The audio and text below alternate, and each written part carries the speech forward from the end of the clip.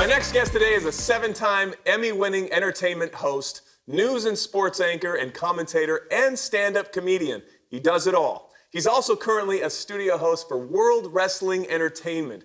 Pretty cool. Welcome to the Wonderama House Party, the one and only Scott Stanford. What's up? I like this. Thank you, Dave. Listen, I've done a lot of things in my life, but the one thing I've never done is appear on my childhood favorite show, Wonderama, man. This is unbelievable. Dude, it's unfortunate that we're doing it through a virtual platform because getting a pie in the face or something else would have been awesome. You've had an amazing career yourself of being able to be sports commentator, news anchor. I mean, what have been some of the biggest, most memorable events that you have covered in your life?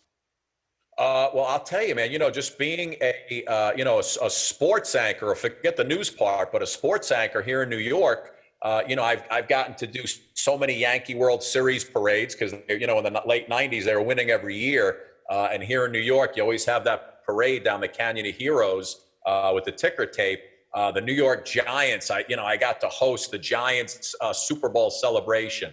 Awesome. There's so many of them because, you never know when things are good, when a team wins a playoff series and the champagne's going in the clubhouse, that never gets old either. When you're getting sprayed and you're trying to interview the guys, it's so much fun. What about the kids that are watching right now? You know what it's like as a kid when you're watching, I want to be this when I grow up. What about those that want to go into your field, want to be an anchor, want to be in sports and commentator? What advice specifically for those kids can you give?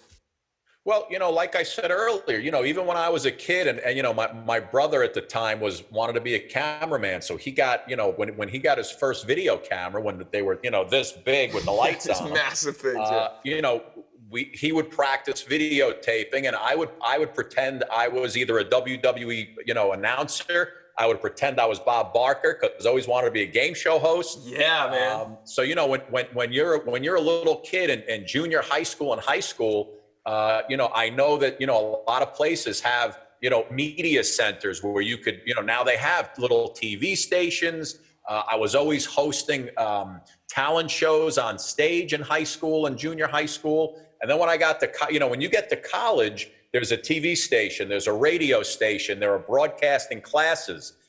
You do all of that stuff, and it's all about, again, like I said, practice. I know you're a big advocate for promoting what the census is. Why do you think it's so important?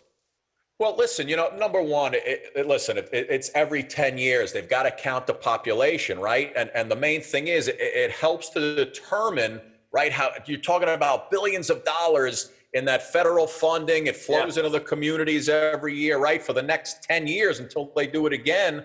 It shapes so many aspects of every community, right? No matter what the size is, no matter the location.